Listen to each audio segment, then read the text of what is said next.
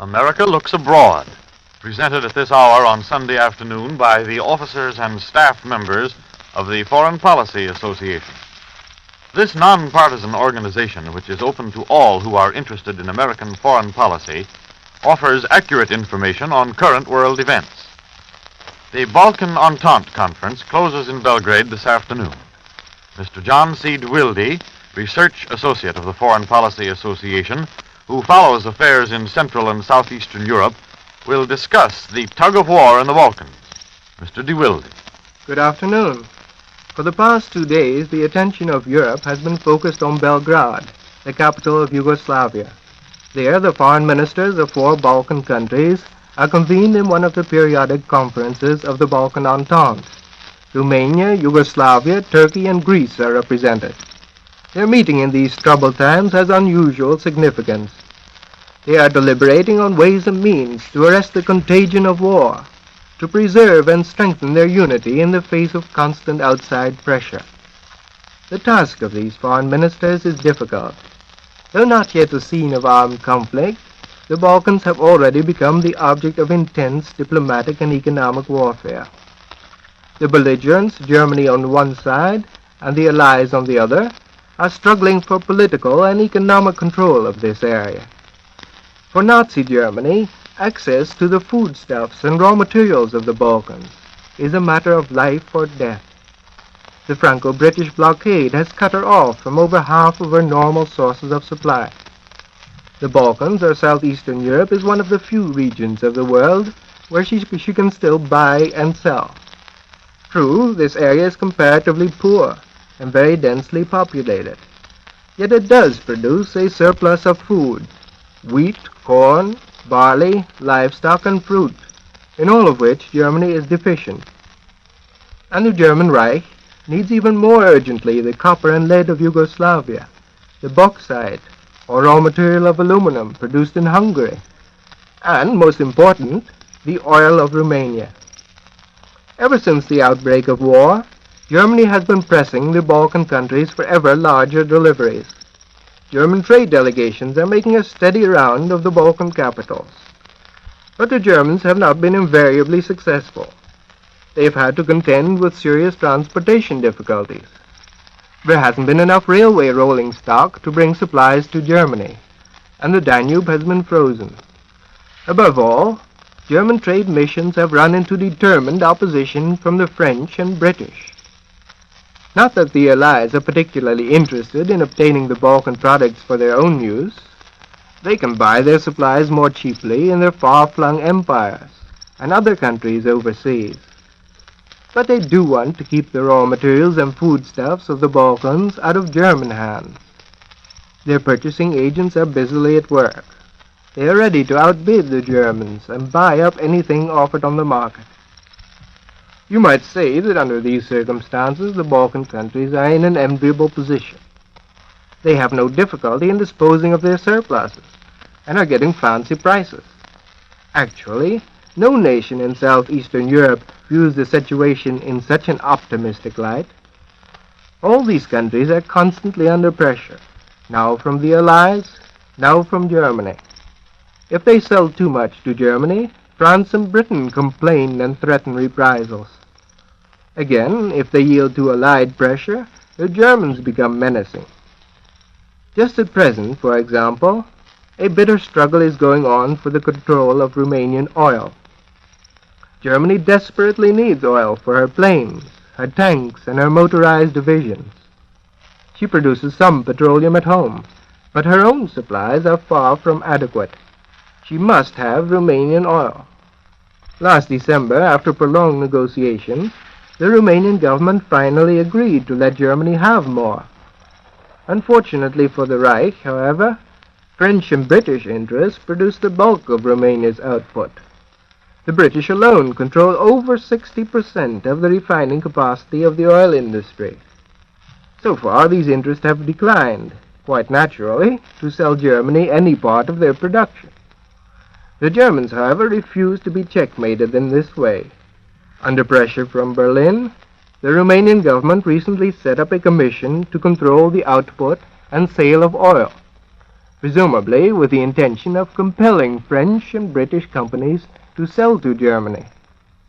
This time the Allies countered with a strong protest, and Britain is reported to have threatened Romania with economic retaliation.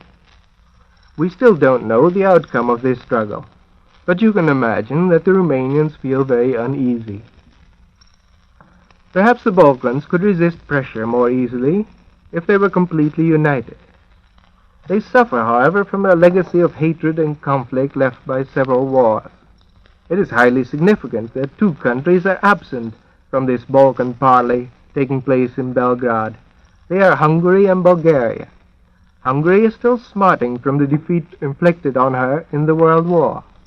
She has never become reconciled to the severe territorial losses which she sustained at that time.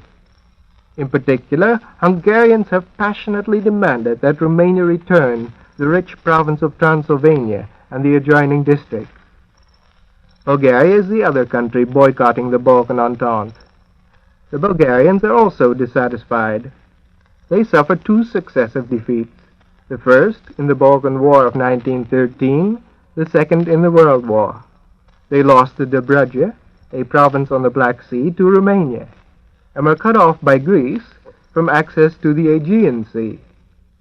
Bulgaria is now the smallest nation in the Balkans, and is waiting for some favorable opportunity to recover her losses. Recently, Bulgaria has alarmed the other Balkan countries by its flirtations with Soviet Russia. She has negotiated a trade treaty and established a direct airline with Moscow. Historically, there always has been a strong bond of sympathy between Russians and Bulgarians. Both are Slav peoples, and the Russians helped Bulgaria to obtain its independence in the 19th century. The Bulgarian people are still inclined to look upon the Russians as their big brothers. They feel somehow that Russia may help them get back the territory they lost. Obviously, Bulgaria's neighbors are anxious about this development. They fear that Russia may get a foothold in Bulgaria from which she might never be dislodged. Of all the Balkan countries, Romania is in the most precarious position, and not only because of her oil. She is surrounded on all sides by potential enemies. To the south is Bulgaria, to the west Hungary, and to the north towers the Soviet Union. Yes, Russia too covets Romanian land. Moscow has never forgiven Romania for taking advantage of the Bolshevik Revolution to seize Bessarabia, a broad band of territory lying between the two great rivers emptying into the Black Sea. But however much she is threatened, Romania has no intention of parting with any of her possessions. For one thing, she doesn't believe that any one of her neighbors has a just claim upon her. It is true that the situation in none of the disputed territory is clear-cut. In Transylvania there are a large number of Germans, as well as Hungarians and Romanians, all intermingled. In Bessarabia there is even a worse medley of Romanians, Russians, Ukrainians, Jews, Gypsies, Bulgarians, and Germans. Of course, the Romanian government might make a concession here or there, but it fears that such a concession would only be the beginning of a free-for-all in which the country would be completely dismembered. Under these circumstances, Romania fears for the future. She would like to get her partners in the Balkan Entente to conclude a straight alliance, whereby they would all agree to support unconditionally any member that might be attacked. But the other countries are not anxious to undertake such a commitment. Yugoslavia fears that it would antagonize Germany, which doesn't want the Balkans to become united. Turkey is afraid that such an alliance would embroil her with Soviet Russia. Last October, when Turkey concluded a defensive alliance with France and Britain, she clearly specified that the obligation to assist the Allies should not apply to a war with Russia. And Greece feels even less exposed than any of its partners in the Balkan Entente. You may conclude that the outlook for the Balkans is very dark indeed. Lying in the shadow of Germany and Russia, torn in this direction and that, divided among themselves, they seem to have almost no prospect of avoiding war. Yet the situation is not quite so desperate, even if the conference at Belgrade is unsuccessful in cementing Balkan unity. Nazi Germany will not lightheartedly march its armies into southeastern Europe. The conquest of this region would cost the Nazis a vast amount of men and material, which they are anxious to conserve. They must realize, too, that military operations would disrupt farming and mining in the Balkans, and that the Romanians would destroy their oil wells rather than allow them to fall into German hands. No, the Germans are not likely to risk an invasion of the Balkans unless they become really desperate.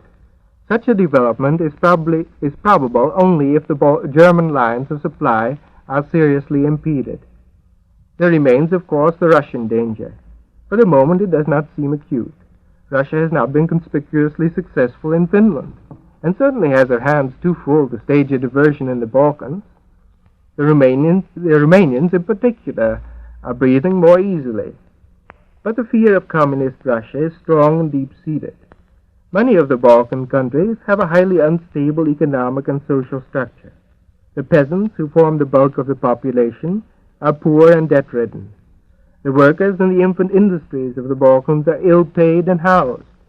And among the intellectuals, there is considerable unemployment. Almost everywhere standards of living are extremely low. No wonder, then, that the Balkan governments fear the contagion of revolution, whether from communist Russia or Nazi Germany. This fear, however, has a compensating advantage. It has made these countries less eager to exploit their grievances against each other. Take Hungary, for example. No doubt she is anxious to recover her territory from Romania. But for the Hungarian government there may be a greater danger, the Soviet Union. Since the dismemberment of Czechoslovakia, Hungary harbors within her borders several 100,000 Ruthenians or Ukrainians. These are the same people whom Russia claimed as blood brothers in Poland. Hungary also has more than 700,000 landless peasants who might fall victim to communist propaganda. The Hungarian government has always been afraid of communism. The regent, Admiral Horthy, who heads the country, was instrumental in crushing the communist revolution under Bela Kun, which broke over Hungary immediately after the last war. Under these circumstances, how can Hungary dare to push its quarrel with Romania to extremes, when war might easily lead to Russian intervention and the triumph of Bolshevism? For Bulgaria, on the other hand, this consideration is less important. Even here, however, the unquestioned sympathy for Russia must not be interpreted as a preference for communism. Moreover, Bulgaria, a small country wedged in by more powerful neighbors, is pursuing a cautious policy. It wants to know the real strength of the Soviet Union before putting its eggs in one basket. More recently, the tendency toward greater unity in the Balkans has been actively fostered by Italy. The Italian government is strongly anti-communist in character, and bitterly opposed to Russia's reappearance in southeastern Europe. Like Germany, Italy regards the Balkans as her sphere of interest. By conquering Albania, she has driven a wedge into this area from which she exercises considerable influence. For the present, she is using that influence in favor of peace. Italy doesn't want the Balkan countries to quarrel among themselves, and thus give either Germany or Russia an opportunity for intervention. She is anxious to stay out of war herself, and doesn't want any fighting in her own backyard. There is enough tinder in the Balkans to light a major conflagration. But the peoples of this area on the whole cling to peace. They have felt the scourge of war too often. They are tired of being the victims of great power politics. Perhaps the European war will make the Balkans more conscious of their community of interest, rather than of their differences. In the face of outside pressure, they may learn in the end to stand together. In this way, the cornerstone may be laid for a great Danubian or Balkan Federation. Ladies and gentlemen, you have been listening to Mr. John C. DeWilde speaking for the Foreign Policy Association in the series America Looks Abroad. This is the National Broadcasting Company, RCA Building, Radio City, New York.